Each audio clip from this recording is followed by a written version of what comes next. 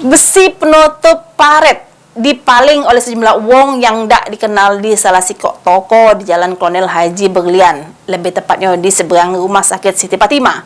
Aksi maling tersebut terekam CCTV sehingga viral di sosmed. Kita selik reportasenya berikut ini.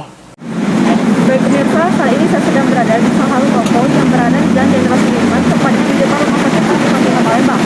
Nah, di mana telah terjadinya kemalingan besi penutup paret pada Sabtu pukul 2 dini hari kemarin. Untuk lebih lengkapnya, mari kita lihat. Sudah terjadi kemalingan besi penutup parit di salah sikok toko di Jalan Kolonel Haji Berlian, tepatnya di seberang Rumah Sakit Siti Fatimah, Sabtu dini hari sekira jam 2. Aksi pelaku terekam CCTV sehingga viral di media sosial. Terselik dari rekaman CCTV-nya, kalau pelaku berlimo make 2 motor datang langsung nyongkel pintu parit yang terbuat dari besi di depan toko yang jajo ke makanan.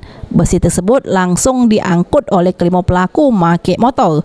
Untuk lebih jelasnya, kita selik reportasi berikut ini.